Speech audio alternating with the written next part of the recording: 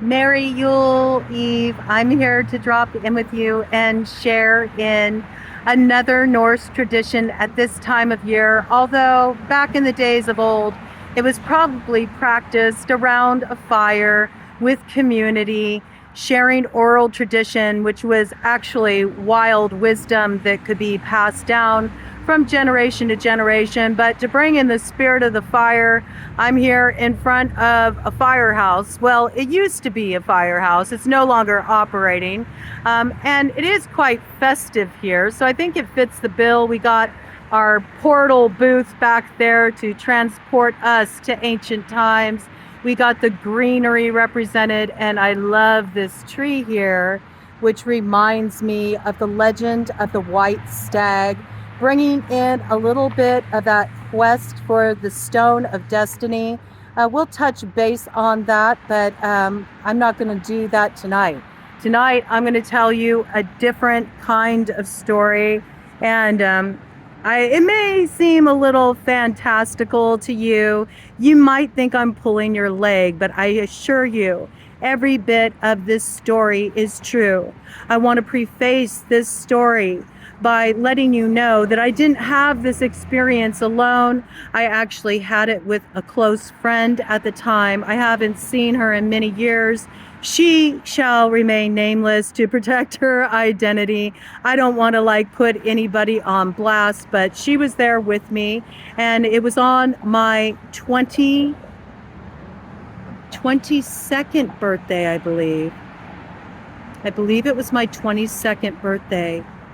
It was right before a lot shifted in my life, a lot of major shifts in my life. So, that was a while ago. My 22nd birthday, it actually was almost 30 years ago, 29 years ago to be exact. Ooh, 11. Okay, so this story is in alignment. We're going to take it, okay? I also want to say that neither of us were impaired in any way. In fact, at the time that I had this experience, I was living a very yogic lifestyle. I was doing an hour of yoga and an hour of meditation every morning and every night. I didn't drink. I didn't smoke. I never really been one for drugs a whole lot, except I will admit I did some experimentation in my teenage years. I got over that relatively quickly, mostly natural stuff, but I did go down some dark paths. And just as I said that, look at that, the tree went out, okay? And now it's back on. All right, there's a little magic at the helm tonight, I guess. Yeah, it was a dark path. It was indeed, but I found my way back to the good red road, and that's the road I tread. I do like herb, and I have no shame about that. I enjoy it. It helps me relax. It doesn't demotivate me. It does the opposite, actually. It really encourages me to dive into creative projects and all that. But I am balanced with it. But the point being, before we go and make this an after school special, is that I wasn't on anything. She wasn't on anything. And I was living a very, very clean, spiritually focused lifestyle, okay? And it was my 22nd birthday. I believe it was my 22nd birthday. And we were trying to figure out what to do. We were at Lion's Restaurant, which was a restaurant up the street from where I used to live, and we were enjoying some grub, and she asked me, let's see, what name will we call her? Let's just call her Tiffany, okay? Tiffany asked me, what do you want to do? It's your birthday, where do you want to go? What do you want to do? We don't have to just leave it at this. And I said, what I'd really love to do? I'd love to go to Goat Rock Beach and just kind of sit there and chill and talk. And Goat Rock Beach is on the Sonoma coast in Northern California in the North Bay area, about 45 minutes north of San Francisco, okay? And that's where I'm from originally. I'm from the Bay Area, North Bay area, Sonoma County specifically. And At the time, you used to be able to go down to Goat Rock Beach. Goat Rock is a really cool beach. There's a lot of local lore around Goat Rock. Goat Rock is like right at the center of a whole bunch of ley line activities. So a lot of people have had unusual experiences out there, especially at night. A lot of supernatural experiences out there. The coastline is very rugged. It's very wild. If I had to compare the coastline out at Goat Rock to any kind of coastline, I would say it looks very similar to like the coastline in Ireland, okay? It has more of that cold, steely, harsher elements kind of environment. And it does get nice in the summertime, but it never gets like it does in Southern California, okay? Northern California is a lot different than Southern California. So it's not like you see on Baywatch, for those of you who haven't been there. But I've always loved this place. I've always loved Goat Rock. It's just got such a mystical vibe. It really invokes the spirit of that Van Morrison song, Into the Mystic, for me. And I absolutely love that song. But I've had a lot of really deep experiences there. I've gone there at times when I just needed to find my center or at really important junctures in my life. I've gone there to purify myself of old energy, do release work. I've done ritual work out there. And it's just a real touchstone for me. I miss that place. I have so much of my heart fed into the land there. So I hope to go and visit again, not too far off from now. I really would like to just sit on that shore and look out at that wild sea. It's just a very, very special place. So it used to be that you could go there at any hour, and just chill out. And so a lot of times people would go out there in middle of the night. Back in the day, it wouldn't be unusual to see like a bonfire party down there, but they really nixed a lot of that. And especially with all the fires that raged the Sonoma County area, they really made it so it's not so easy to have a fire on the beach. You got to get all kinds of permits and stuff. And these days at night, once the sun goes down, they close the gate to get access to the beach down at Goat Rock. I'll do some posting of some pictures for you all on the community board of Goat Rock, just so you can get a feel, get a vibe for the place. But on this night, it was pretty late. I think at the time that we were hanging out at Lions, having a bite to eat, it was something like, I don't know, maybe like 10:30, something like that. It was late at night. We both worked at a record store together. We'd just gotten off work and we're kind of like doing something on the fly. Yeah, I worked on my birthday. It is what it is. I did retail management. So, that's just the way it goes. But we decided to head on out there. We figured, well, it may be late, but let's do it. Let's go for it. And I was born, on Friday the 13th. So in the middle of October at the coastline at night, it's kind of interesting. During the day, like right around 4 o'clock or so in the afternoon, you get this like gust of offshore wind coming in, and it can get pretty chilly. But once that passes and you head into the evening hours, the coastline in Northern California is absolutely beautiful. I mean, the visibility on most nights is really amazing. You can see all the constellations, and the sea is just so gorgeous, and it's just such a beautiful, mystical, magical place. It's like all of the cliffside, comes alive. Fairy energy is just so strong in that land, not only at the coast, but also within the redwoods. So just very special land in general. And if you're curious about kind of like placing the location of Goat Rock, if you've never been out that way or you're not from that area, Goat Rock is just a little bit north of Bodega Bay. Okay, and people know about Bodega Bay.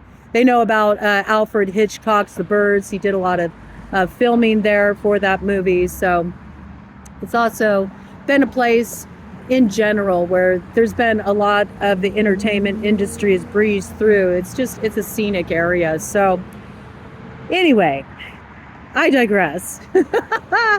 By the time we got down to Goat Rock, it was really late. It was about midnight, and the parking lot was empty. There wasn't anybody out there. It was just us, and we were pretty stoked about that, to have this, land all to ourselves. And so, we grabbed a blanket from the car, and we went and hiked our way into the dunes so we could have just a little bit of shelter, because there was actually a little bit more wind that night than is kind of customary at that time of year.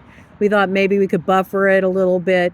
And the sea was just super wild. I mean, the swells coming in were pretty dramatic. We had like close to 20-foot swells. So it was a very wild night out at the coast. And those are my favorite nights out at the coast. So I was digging it. I was just vibing on it.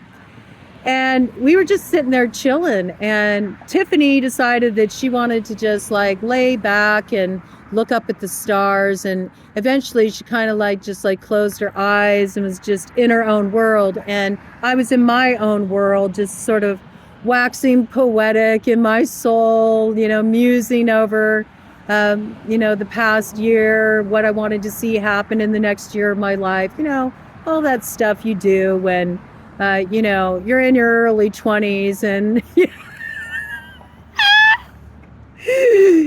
haven't really gone through the real rough stuff yet. You get older and then you're kind of yeah, it's just another birthday. You know what I'm saying? But I was sitting there and just kind of reflecting, looking at the sea. And all of a sudden I saw this bright band of aquamarine light. And I mean, it was huge. It was huge. It wasn't a shooting star. I didn't know what the hell I was seeing. I'd never seen anything like it, but it streaked all the way across the horizon.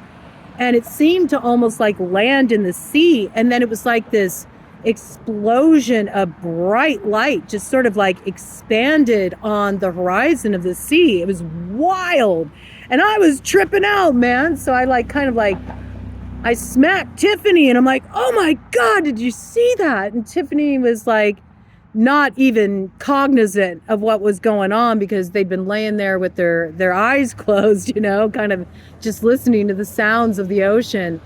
And as Tiffany sat up, Tiffany was rubbing her third eye. And she had this really kind of perplexed look on her face. And she said, "See what? What are you talking about? I don't know. I have my eyes closed. But what I want to know is, why were you pressing on my forehead?" And I was what? I wasn't pressing on your forehead. What are you talking about? I've been sitting here looking at the ocean. And then I told her about the light that I saw. And she was "You didn't touch me." She was still on that. She's wait. I specifically felt your fingers pressing into my third eye. You had to have been touching me. I said, "I didn't touch you. I've been sitting here looking at the ocean. I've been in my own little world." And then that kind of creeped her out. And that kind of tripped me out a little bit too. But I kind of chalked it up to, well, maybe she kind of drifted off. Maybe she was having a dream. Who knows? Who knows why she thought I was pressing into her third eye. But then she looked at me and she said, "Shannon, you're pretty sensitive to energy. And you always seem to know what's going to come around the bend. So I just want to ask you, when we came here, we were alone. But do you still feel like we're alone?" And it was interesting that Tiffany said that, because I'd actually been sitting there for a while, kind of scanning the beach, looking all around me, looking over my shoulder, because I felt like we were being watched. I didn't really feel like we were alone. And so I said, well, I have to be honest with you. I've actually felt like maybe somebody, came onto the beach since we arrived here, because I have kind of felt like we were being watched. And with that, she just jumped up and she said, "That's it." Grabbed the blanket. She said, "I'm not hanging out here anymore. If you're picking up some weird shit, we're not going to wait around to find out what that's about. So let's get the fuck out of here." And I said, "All right, let's get out of here." And I was still, trying to explain this light that I saw to her because I was just like so blown away by what I had just witnessed. I couldn't believe it. And I just had to tell her about it. And she just was getting more agitated, more nervous as we were leaving the beach.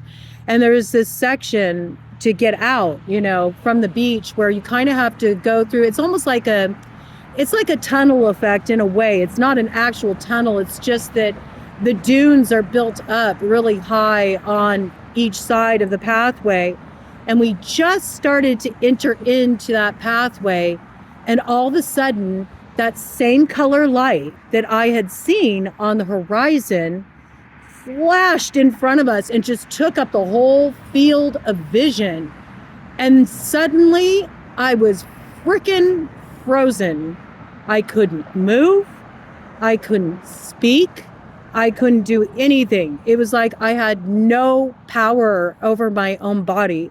And in fact, I was so confused by what I was seeing that I completely forgot that Tiffany was even with me, trailing behind me.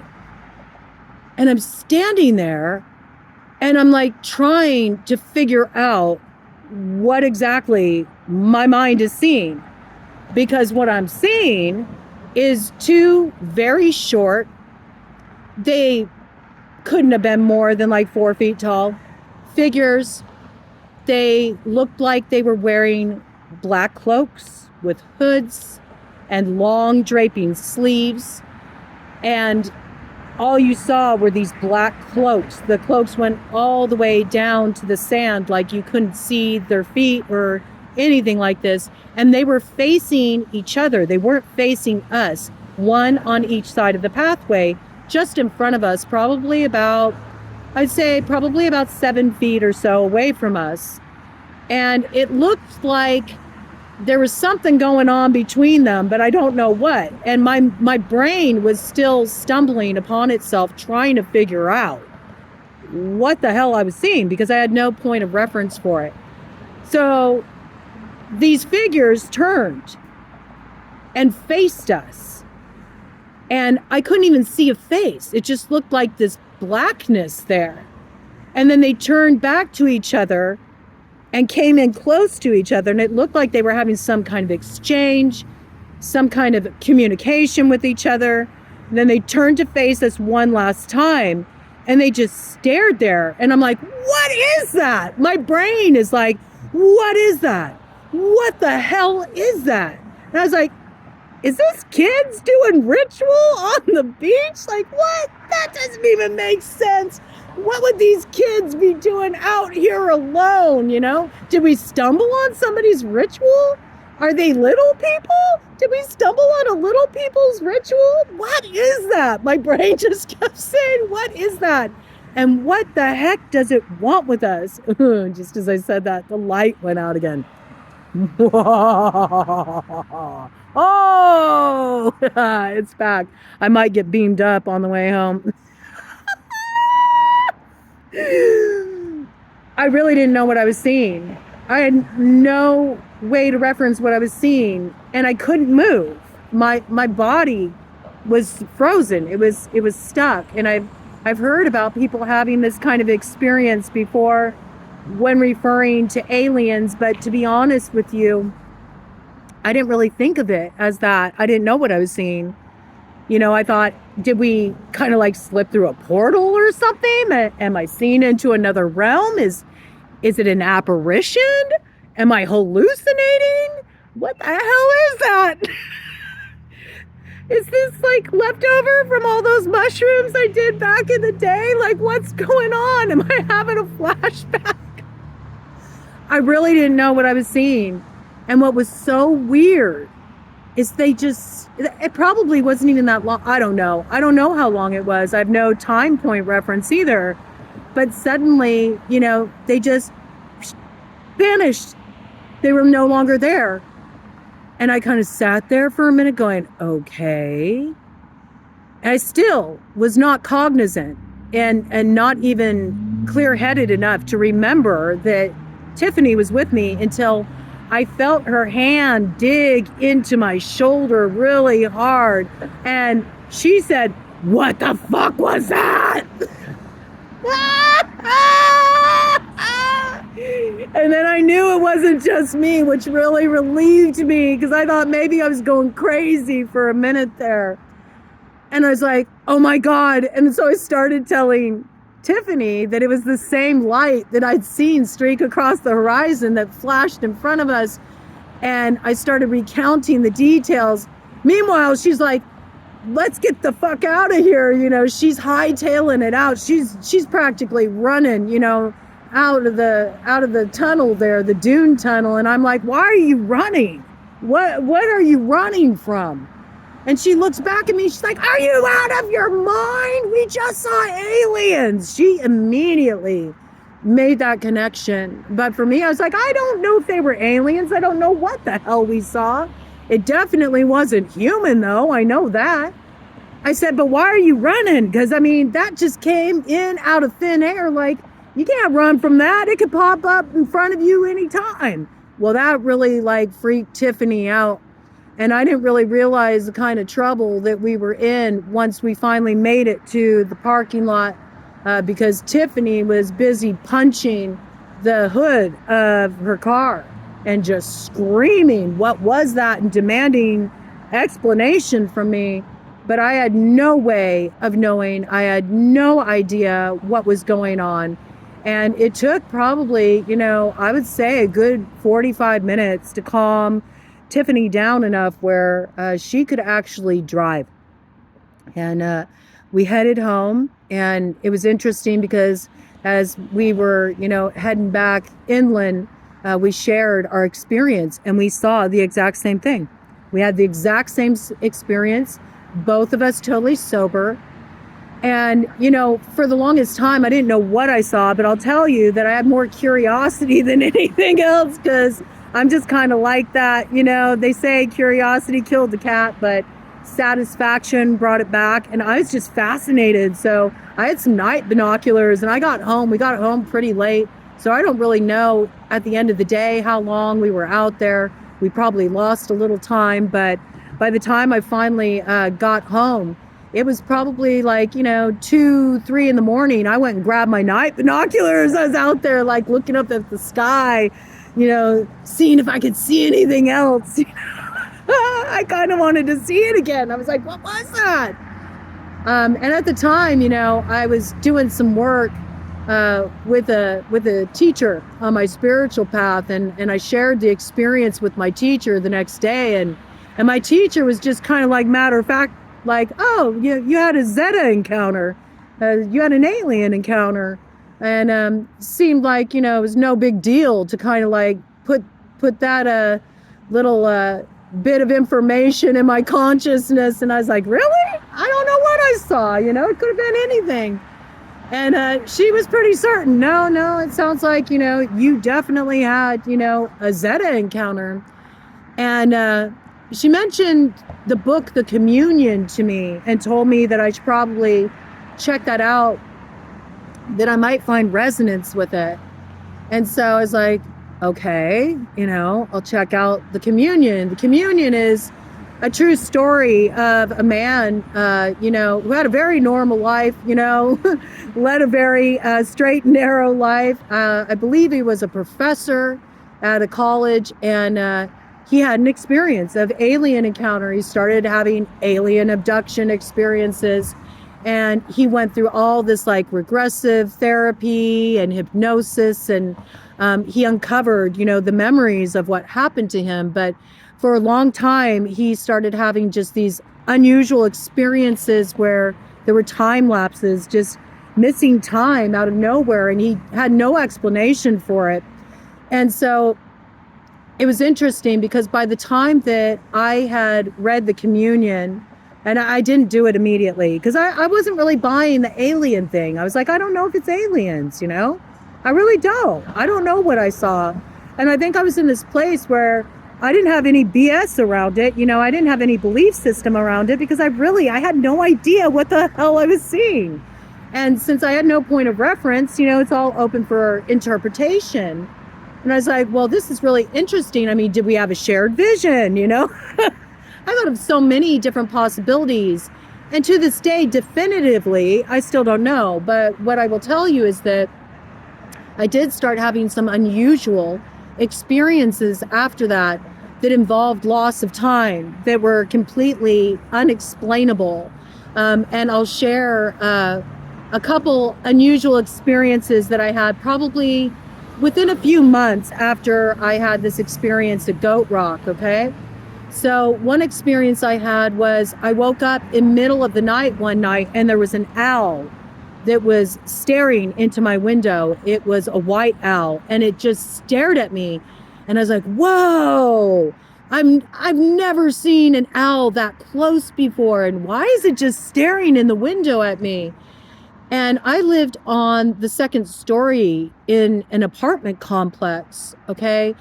And I got woken out of my sleep. And I kind of like sat up with a start. And when I looked at the window, that's what I saw. I saw this owl staring in at me. And I was tripping out on it. And I like laid in bed for, it seemed like hours, just staring at this owl. And it stayed there. It didn't go anywhere. It didn't fly off. It stayed there until I eventually fell asleep.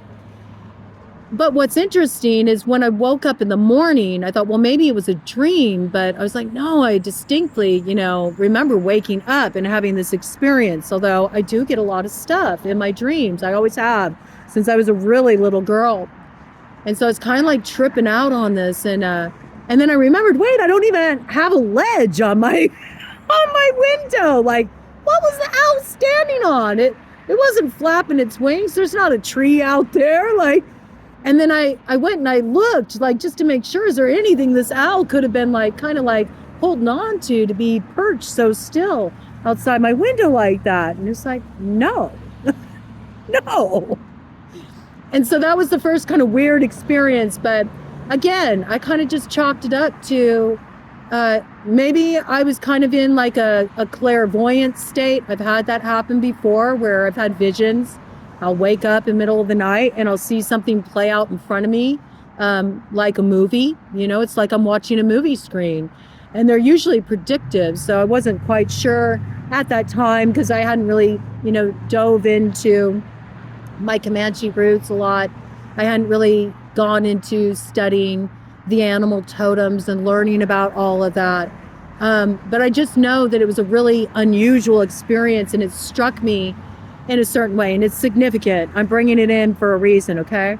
And then maybe about a month after that, I was in my bed, okay? And at this time, I'd gone back to smoking cigarettes again. That's why I remember this so vividly, because I had quit smoking cigarettes, and I hadn't smoked for about a year. And then I fell into the trap at like a gathering during the holidays where somebody had cloves and they just smelled really good. So I was like, oh, let me have a clove. I'll be fine. It won't get me smoking again. I can handle it. No, one clove turned to two, turned to three, turned to four. Then I was out buying myself a pack of cloves up at the 7-Eleven. And then next thing you know, I was regularly smoking cloves. And soon it was like, screw it. I was back to my Camels, okay? So I picked up smoking again, and that's why I remember this so specifically too. It's really etched in my mind. I was up late. I had to go to work early at the record store the next day. I remember it very specifically because I was listening to music. I was doing some writing. I was smoking a cigarette. And I thought to myself, I really need to wrap this up. I got to go to bed. I got work early. I'm only going to get a few hours of sleep. I'm going to be trashed. I got like a 12-hour day tomorrow. And so I looked at the clock. I saw the time, and it was about like 3 something in the morning. I set my alarm and I turned off the music and I finished the sentence I was writing and I closed the book and I put out my cigarette. Okay? And I went to bed. I turned out the lights and I went to bed. And I remember this. I remember this vividly. And I remember this specifically. The next moment of consciousness I had I was up, sitting in my bed, the same way I had been before I recognized it was late and I needed to go to bed to go to work. I was smoking a cigarette. The same song was playing on the CD player. I had my journal open, pen in hand, and was at the exact same place in writing right before I had the thought that I should go to bed. And the seamlessness in the states of consciousness was just so smooth that I didn't pick up anything strange at first. It's almost like my brain just took out that part about me turning off the music, putting out my cigarette, closing the book, going to bed, turning out the lights. Until I happened to catch the sunlight hitting the carpet in my room near my bed. And all of a sudden, I felt sick to my stomach, like I was going to throw up. And I felt very disoriented because I knew something's really off here. It was dark just a minute ago. What the hell is going on? And once my brain kind of like snapped out of that, I had the memory. I was like, no, wait a minute. I closed my journal. I set my alarm. I put out this cigarette. What the hell is going on? I turned off this music. And right as I had the realization, my alarm went off, proving that had happened. So I was really confused about this experience. And I thought, what is this? Am I like sleepwalking, or, what happened? What is this? How did I lose this time? Why did that get recreated just like that? There wasn't even a put out cigarette in the ashtray. So it was extremely confusing. Like, what's going on here? And it wasn't until I picked up that book, The Communion, it was around that time, and it might have been because I was sharing the experience with somebody. I don't remember what prompted me to finally go, yeah, maybe I should read that book, The Communion, but it was probably because I was sharing this story, this experience with somebody, and they said, you really should read that book. Or maybe I talked to the teacher I was working with again about that at that time. But I was like, I'm going to go and pick up The Communion because I need to figure out what's going on. And I read that book. And I'll tell you what, I've seen the movie since, okay? But the book, I couldn't finish. And the reason why I couldn't finish the book is because every experience he describes in that book to a T is exactly like the experiences I had with the missing time. Just having the seamlessness in states of consciousness, not understanding how you got to one moment from another. He even had the experience of an owl visiting him, staring at him. And apparently what he learned when he did this like regressive therapy is that there's a lot of people that claim to have had alien abduction experiences. Just as I said that, the light went out again. All right, it came back. There's a lot of people that have this sort of screen memory of an owl, and they theorize that it's because the owls have, these eyes, these big eyes, and it can be kind of like a safer memory for the consciousness to have, so it doesn't fracture if you did indeed see an alien life form. Okay, this is what they theorize. Now, I will say, even at this point, it's all open for speculation. But this gentleman who wrote The Communion and shared his story, he also referred to these beings he met as the Zedas. And when he described these beings, they're exactly like the beings that I saw on Goat Rock. Short, wearing robes, face seemed kind of dark until they got more up close and he got a better look at them. I mean, eventually they revealed themselves to him.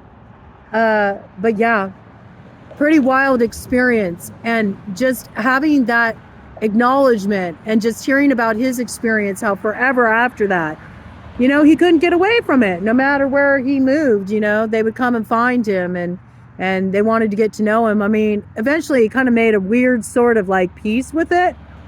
I still don't know what I saw for certain, but from what I've been told, I met the Zedas and they showed themselves to me. And I've also been told that if they've showed themselves to me, they will show themselves to me again, and that's not the last of it. So we'll see what happens here, folks. But that's the story I got for you this Yule Eve, and I'm going to start bringing in a lot of my stories that I've had on my path, because I've had a pretty colorful path. I've worked with a lot of different teachers, a lot of different traditions. I've had a lot of out there experiences. And yeah, I think it'll just be kind of fun, because I think a lot of times people have experiences that are really out of the ordinary, or there's no explanation for them, and yet they're hesitant to share because they don't want to be judged. They don't want people to think they're crazy. They don't want people to think they're weird, but once you open up and you start kind of like sharing your experiences, what I found is there's a lot more people who are like, oh my gosh, you too?